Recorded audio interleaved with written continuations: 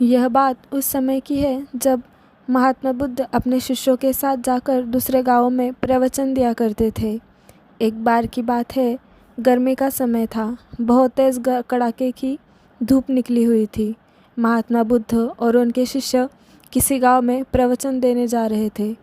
उन सभी शिष्यों का गर्मी से हाल बेहाल हो रखा था और वह सभी चलते चलते बहुत थक भी गए थे। महात्मा बुद्ध के प्रिय शिष्य आनंद भी उनके साथ थे। अब आनंद के मन में भी सवाल उठ रहा था। अंत में उन्होंने बुद्ध से कहा, गाँव कब आएगा और यहाँ से कितनी दूर है? हम थक गए हैं। वही खेत में एक बूढ़ा व्यक्ति काम कर रहा था। आनंद ने उस आदमी को देखकर बुद्ध से कहा कि चलिए हम उनसे दूरी पूछ लेते हैं। बुद्ध ने हामी भरी और साथ चले गए। आनंद ने बूढ़े आदमी के पास जाकर पूछा कि यहाँ से आने वाला गांव अभी कितनी दूर है। बूढ़े व्यक्ति ने कहा कि यहाँ से वह गांव अब कुछ ही दूरी पर है, आप जल्दी ही पहुँच जाएंगे। यह कहकर व्यक्ति बुद्ध की तरफ देखकर मुस्कुराने लगे। बुद्ध भी उस बूढ़े व्यक्ति को देखकर मुस्कुराए। आनंद को यह समझ नहीं आया कि वह लोग क्यों मुस्कुरा रहे हैं। इसका कारण क्या है?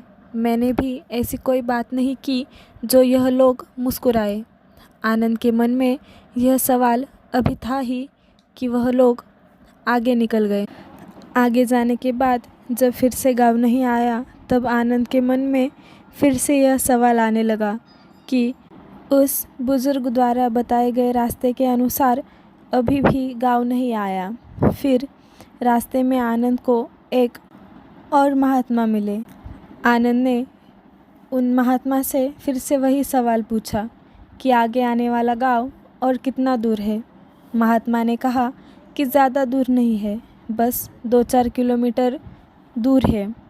यह सुनकर आनंद ने मन ही मन में सोचा कि अब तो पहुंच ही जाएंगे, पास में ही है। और फिर तभी दोबारा से महात्मा बुद्ध और रास्ते में मिलने वाले महात्मा को देखकर थोड़ा सा मुस्कुराए और महात्मा भी गौतम बुद्ध को देखकर थोड़ा सा मुस्कुराए। और फिर से एक बार आनंद के मन में सवाल उठने लगा कि आखिर दोनों के आपस में मुस्कुराने का कारण क्या है। परंतु वह लोग आगे बढ़ने लगे। काफ़ी आगे आने के बाद भी गांव नहीं आया था। अब आनंद ने एक बूढ़ी माता से पूछा कि गांव कितनी दूर है। बूढ़ी माता ने कहा कि बस कुछ कदम दूरी शेष है, आप गांव पहुंच ही गए हो। और एक बार फिर से वह बूढ़े औरत और बुद्ध एक दूसरे को देखकर मुस्कुराने लगे। आनंद ने फिर से यह सब देखा, लेकिन वह उस समय कुछ न कहकर आगे बढ़ गया। अब भी गांव आने में समय था। आनंद के सब्र का बांध टूटने लगा था। वह समझ नहीं पा रहा था कि हम गांव पहुंच क्यों नहीं रहे हैं। वह रास्ते में रुक गया और कंधे पर रखे सामान को क्रोध में आकर फेंक देता है और अंत में महात्मा बुद्ध से कहता है कि वैसे तो आपने कहा कि बेकार के प्रश्न नहीं करना चाहिए, लेकिन फिर भी मेरे मन में काफ़ी देर से एक सवाल परेशान कर रहा है और मुझे खाया जा रहा है। कृपा कर आप मुझे उसका उत्तर दें। बुद्ध ने कहा कि पूछो, क्या पूछना है। आनंद कहते हैं कि हम जिससे भी रास्ता पूछ रहे हैं वह हमें बस थोड़ी दूर कहकर आगे बढ़ जा रहा है और आप कभी उन्हें देखकर मुस्कुराते हैं तो कभी उन्हें देखकर हंसते हैं। इस चीज़ को कृपा कर मुझे समझाइए और यह भी बताइए कि कहीं हम गलत रास्ते पर तो नहीं चल रहे, तभी गाँव नहीं आ रहा और इतना समय लग रहा है।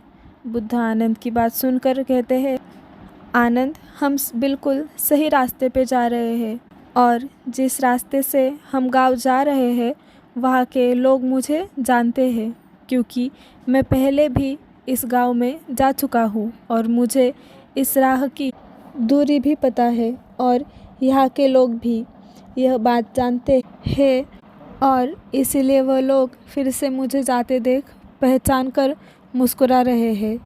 और जिस तरह हम लोगों को उनके लक्ष्य प्राप्ति के लिए उन्हें उपदेश देते हैं और उन्हें अपने जीवन के पथ पर सफलता हेतु निरंतर चलने को प्रेरित करते हैं, ठीक बिल्कुल उसी तरह राह में मिले हर एक व्यक्ति हमें हमारे कार्यपथ पर हमारे मंजिल की ओर निरंतर बढ़ते रहने का उपदेश और राह देता गया है ताकि हम अपनी मंजिल तक पहुंच सके।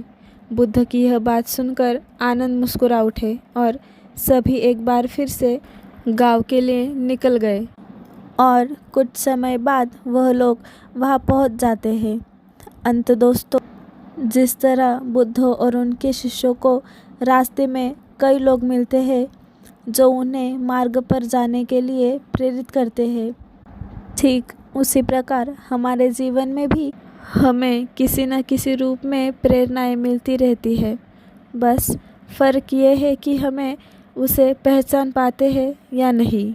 हमेशा यह याद रखें, जीवन में आगे बढ़ने के लिए अवसर हर किसी को मिलता है। यह हमारे ऊपर है कि हमें उस अवसर को पहचान कर आगे बढ़ जाए और हाथ आए मौके को हाथ से जाने नहीं दे। और साथ ही हमेशा अपनी मंजिल के प्रति धैर्य बनाकर रखें।